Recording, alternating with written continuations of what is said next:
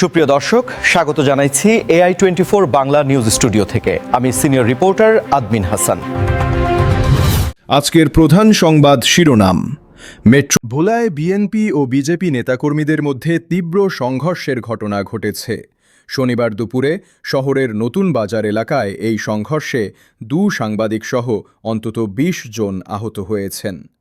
প্রত্যক্ষদর্শীরা জানান, সকাল থেকে জাতীয় সংসদ নির্বাচনকে সামনে রেখে উভয় দল পৃথক মিছিল ও সমাবেশ করছিল।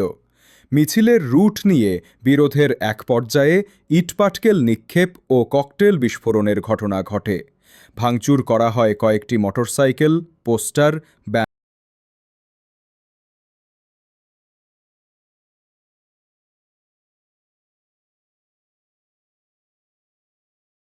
ব্যানার ও অফিস। সংঘর্ষের খবর পেয়ে পুলিশ ও নৌবাহিনী ঘটনাস্থলে গিয়ে পরিস্থিতি নিয়ন্ত্রণে আনে। তবে এলাকায় এখনও উত্তেজনা বিরাজ করছে। জেলা বিএনপির সদস্য সচিব রাইসুল আলম অভিযোগ করেন, বিজেপি কর্মীরাই তাদের শান্তিপূর্ণ কর্মসূচিতে হামলা চালিয়েছে। অন্যদিকে জেলা বিজেপির সাংগঠনিক সম্পাদক অ্যাডভোকেট মনিরুল ইসলাম বলেন, বিএনপি নেতাকর্মীরাই তাদের কার্যালয়ে হামলা চালিয়ে ভাঙচুর করেছে। ধাওয়া পাল্টা ধাওয়ার সময় দায়িত্ব পালন করতে গিয়ে আহত হয়েছেন দৈনিক আজকের ভোলার সহযোগী সম্পাদক এম শাহরিয়ার ঝিলন এবং news 24-এর ফটোসাংবাদিক Rana.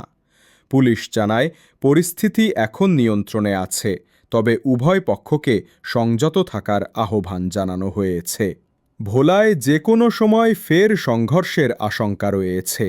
AI24 Bangla news, ভোলা।